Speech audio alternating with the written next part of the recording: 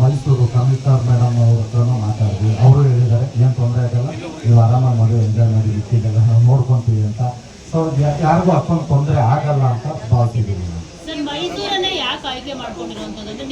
ಅಲ್ಲ, ನಮ್ಮದು ಸ್ವಂತ ಊರು ಮೈಸೂರೇ ಆಗಿರೋದ್ರಿಂದ ಅವ್ರೂರು ಶ್ರೀರಂಗಪಟ್ಟಣ, ಅದು ಹತ್ರ. ಸೊ ಇಲ್ಲಿ ಮಾಡಿದ್ರೆ ಆ ಊರು ಜನ, ನಮ್ಮೂರು ಜನ ಎಲ್ಲರೂ ಕರ್ಕೊಂಡ್ಬಂದು ಇಲ್ಲಿ ಆಗೋದು ಕಷ್ಟ ಆಗುತ್ತೆ ಅಂದ್ಬಿಟ್ಟು ಮೈಸೂರಲ್ಲಿ ಮಾಡ್ತಾರೆ. ಬೆಂಗಳೂರು ಅವ್ರದ್ದು ತೀರಾ ಸ್ನೇಹಿತರುಗಳು ಅವರು ಬರೋದಲ್ಲ, ಒಂದೂವರೆ ಗಂಟೆ ಅಲ್ವಾ ಆರಾಮಾಗಿ ಬಂದು ಬರ್ತಾರೆ ಅಂತ ಮೈಸೂರಿಗೆ. ಇಲ್ಲ 29ಕ್ಕೆ ರಿಸೆಪ್ಷನ್ನು, 30ಕ್ಕೆ ದಾರಿ. ಖಂಡಿತ ಯಾರ್ಯಾರು ಕಾರ್ಡ್ ಕೊಡ್ತೀವಿ ಎಲ್ಲರೂ ಬರ್ತೀನಿ ಅಂದಿದ್ದಾರೆ. ನೋಡಿ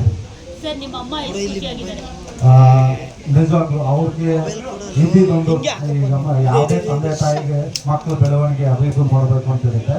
ಬಟ್ ಎಲ್ಲ ತಂದೆ ತಾಯಿದವರಿಗೂ ಖುಷಿ ಆಗದೆ ಮಕ್ಕಳು ಮದುವೆ ನೋಡಿದ್ಮೇಲೆ. ಸೊ ಅವರು ನನಗೆ ಭಾವನೆಗಿಂತ ಜಾಸ್ತಿ ಖುಷಿಯಾಗಿ ನಮ್ಮ ಅಮ್ಮ ಇದೆ.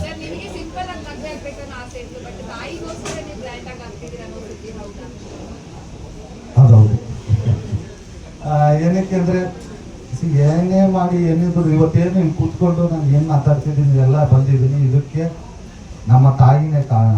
ಯಾಕೆಂದ್ರೆ ನಮ್ಮ ತಾಯಿ, ನಮ್ಮ ಅಕ್ಕ ತಂಗಿರು ಅವ್ರುಗಳು ಕೂಲಿ ಕೆಲಸ ಮಾಡಿ ಒಂದು ಟೈಮಲ್ಲಿ ನನ್ನನ್ನು ಓದಿಸ್ತಾ ಇದ್ರು. ಸೊ ಹಂಗಾಗಿ ನಾನು ಡಿಸೈಡ್ ಮಾಡಿದ್ದು ನನಗೆ ಓಕೆ ಸಿಂಪಲ್ ಆಗಿ ಆಗೋಣ. ಈಗಲೂ ಸಿಂಪಲ್ ಆಗಿ ಆಗ್ತಿರೋದು, ಬಟ್ ಅದು ಬೇಡ, ಎಲ್ಲಾದರೂ ದೇವಸ್ಥಾನದಲ್ಲಿ ಹಂಗೋಗಿ ಆಗೋಣ ಅಂತಿತ್ತು. ಬಟ್ ನಮ್ಮ ತಾಯಿ ಕನಸು, ಅವ್ರ ಆಸೆ, ಇನ್ನೇನು ಅವ್ರನ್ನ ಖುಷಿ ಪಡ್ಸೋಕ್ಕೆ ಮಕ್ಕಳು ಹಸು ಅಂದ್ರೆ ಯಾಕೆ ಅಂತ ಈಗಲೂ ಸಿಂಪಲ್ ಆಗಿ ಮಾಡ್ಕೋತಾರೆ. ಚಿಕ್ಕಣ್ಣ ಅವರೇ ಹನಿಮೂನ್ ಎಲ್ಲಿ ಹೋಗ್ತಾ ಇದ್ರು? ಇನ್ನ ಇಲ್ಲ, ಇದು ಮದುವೆ ಮುಗಿದ ಮೇಲೆ ಇದು ಲಕ್ಷ್ಮೀಪುತ್ರ ರಿಲೀಸ್ ಇರೋದ್ರಿಂದ ಆ ಶೂಟಿಂಗ್ ಅದು ಇದೆಲ್ಲ ಪ್ಲಾನ್ ಮಾಡಿಕೊಂಡು ಅದೇ ಇನ್ನೂ ಕೆಲಸಗಳಿದೆ, ಅದೆಲ್ಲ ಮುಗಿಸ್ಕೊಂಡು. ನಿಮ್ಮ ಡೆಸ್ಟಿನೇಷನ್ ಯಾವ ಕಡೆ? ಫಾರಿನ್ಗೆ ಹೋಗ್ಬೇಕು ಅಂತಾನೋ ಇಲ್ಲ ಈ ಕಡೆ ಇಂಡಿಯಾನ? ನಮ್ಮ ಹುಡುಗಿ ಕೇಳ್ಬಿಟ್ಟು ಅವಳಿಗೆ ಅಲ್ಲಿ ಎಲ್ಲಿಷ್ಟ ಅಲ್ಲಿ ಕರ್ಕೊಂಡು ಹೋಗ್ತೀವಿ. ಇಲ್ಲ, ತಾಳ್ಕೊಡೋದ್ರಲ್ಲೇ ಬಿಸಿ ಆಗ್ಬಿಟ್ಟಿದ್ದೀನಿ.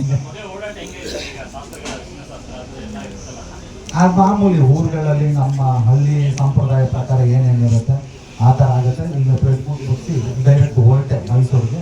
ನಾಳೆ ಹೆಂಗಾದ್ರೆ ಶಾಸ್ತ್ರ ಸಂಪ್ರದಾಯಗಳು ಅದೇನಿರುತ್ತೋ ನಮಗೆ ಅದನ್ನು ಮಾಡ್ಕೊಂಡು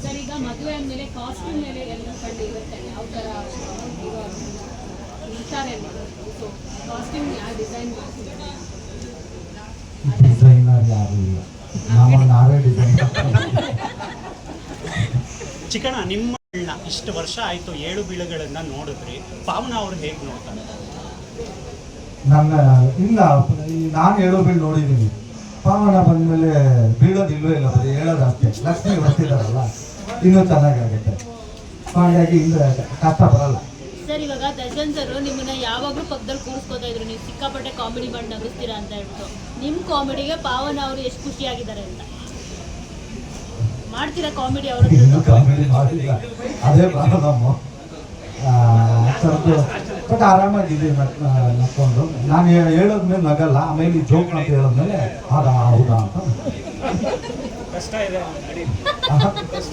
ಇಷ್ಟಪಟ್ಟು ಆಗ್ತಿದ್ದೀವಿ.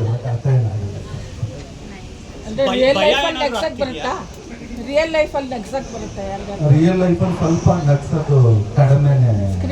ಸ್ಕ್ರೀನ್ ಮುಂದೆ ಹೌದು, ಎಲ್ಲ ಹೇಳ್ಕೊಟ್ಟಿರ್ತಾರಲ್ಲ, ಬರ್ಕೊಟ್ಟಿರ್ತಾರೆ, ಸಿಚುವೇಶನ್ ಇರುತ್ತೆ. ರಿಯಲ್ ಲೈಫಲ್ಲಿ ಒಂಚೂರು ಕಷ್ಟ. ಏನು ಮಾಡೋದು, ಜೀವನ ಹೆಂಗೆ ಇದೇ ಯೋಚನೆ ಇರ್ತಾರಲ್ಲ.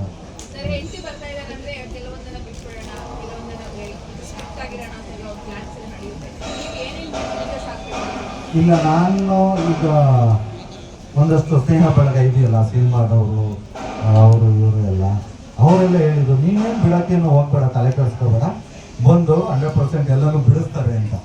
ಸೊ ಆಮೇಲೆ ಇಬ್ಬರು ಕಾಂಪ್ರಮೈಸ್ ಆಗುತ್ತೆ ಜೀವನ ಅಲ್ಲ, ಒಬ್ಬರು ಗೆಲ್ಬೇಕು, ಒಬ್ರು ಹೋಗ್ಬೇಕು. ಈಗ ಹೋಗಲು ಬಿಟ್ಟರೆ ಚೆನ್ನಾಗಿರ್ತೀವಿ ಹಾಗಂತೂ ಹೇಳಿದ್ದಾರೆ. ತುಂಬ ಜನ ಸಜೆಷನ್ ಕೊಟ್ಟಿದ್ದಾರೆ. ಖಂಡಿತ ಯಾವುದಾದ್ರು ಒಳ್ಳೇದಿರುತ್ತೆ ಅದನ್ನೆಲ್ಲ ಅಕ್ಸೆಪ್ಟ್ ಮಾಡ್ತೀವಿ. ಚಿಕ್ಕಣ್ಣ, ಭಯ ಗಿಯ ಏನಾದರೂ ಇದೆಯಾ ಮನಸ್ಸಲ್ಲಿ? ಖಂಡಿತವಾಗ್ಲೂ ಏನೋ ಕರ್ಕೊಂಡು ಓಡೋಗ್ತಿದ್ರೆ ಅವಾಗ ಭಯ ಇರೋದೇನೆ, ಯಾರು ಬಂದು ಹೊಡಿತಾರೆ ಅಂತ.